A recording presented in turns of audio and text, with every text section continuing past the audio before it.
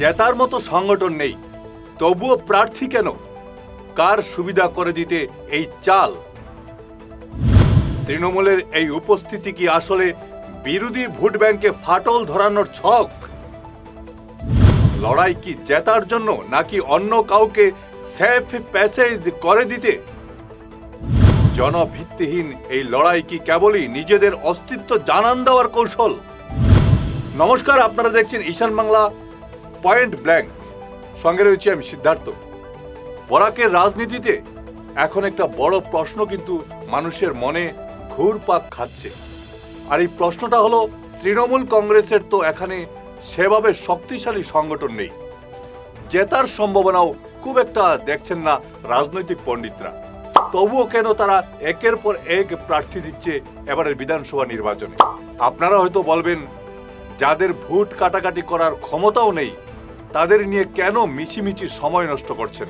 কথাটা অনেক ক্ষেত্রেই ঠিক, কিন্তু আমাদের আজকের আলোচনার লক্ষ্য তৃণমূলের শক্তি নয়, বরং নেত্রী সুস্মিতা দেবের সেই রাজনৈতিক চালটি আপনাদের সামনে ধরিয়ে দেওয়া, যা হয়তো পর্দার আড়ালে লুকিয়ে আছে। দেখুন, বরাকের বিশেষ করে শিলচরের রাজনীতিতে সুস্মিতা দেব কোনো নতুন নাম নন। তিনি শিলচর পুরসভার নেত্রী ছিলেন, এখানকার বিধায়ক ছিলেন, এমনকি লোকসভার সাংসদও ছিলেন। অর্থাৎ শিলচর শহরের উন্নয়নের চাবিকাঠি দীর্ঘ সময় তার এবং তার পরিবারের হাতেই ছিল। এখন সাধারণ মানুষের মনে একটা সহজ প্রশ্ন জাগছে, পুরনেত্রী, বিধায়ক আর সাংসদ, এই তিনটে বড় এবং গুরুত্বপূর্ণ পদে থাকার পরও শিলচরের জন্য এমন কি বড় বা দৃষ্টান্তমূলক কাজ হয়েছে যা আজ মানুষের মনে রাখবে? আজ যখন তিনি নতুন করে উন্নয়ন হয়নি বলে সরব হচ্ছেন, তখন প্রশ্ন তো উঠবেই।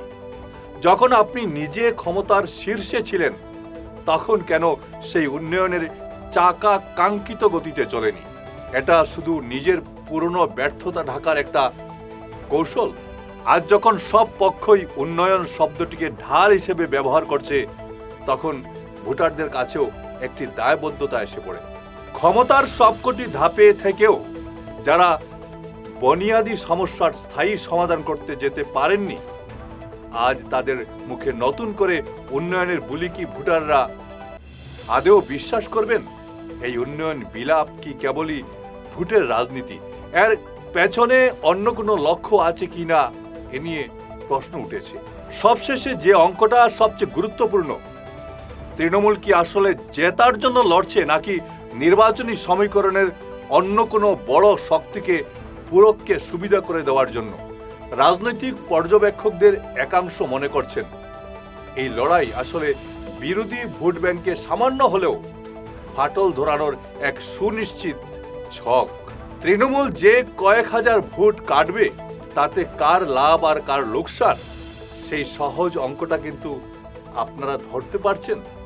নির্বাচনী আচরণবিধি মেনে আমরা কোনো প্রার্থীর ব্যক্তিগত সম্মানহানি করছি না, কিন্তু একজন হেভিওয়েট নেত্রীর রাজনৈতিক সিদ্ধান্ত আর তার পুরনো কাজের খতিয়ান নিয়ে প্রশ্ন তোলা আমাদের দায়িত্ব। বরাকের মানুষ কি এবার এই কৌশলী চাল ধরতে পারবেন? আপনাদের কি মনে হয়, ক্ষমতার সব স্তরে থেকেও কেন কাঙ্ক্ষিত উন্নয়ন হয়নি? এই প্রশ্নের উত্তর আপনাদের কাছেই আছে। কমেন্ট করে জানান আর দেখতে থাকুন ঈশান বাংলা। ধন্যবাদ।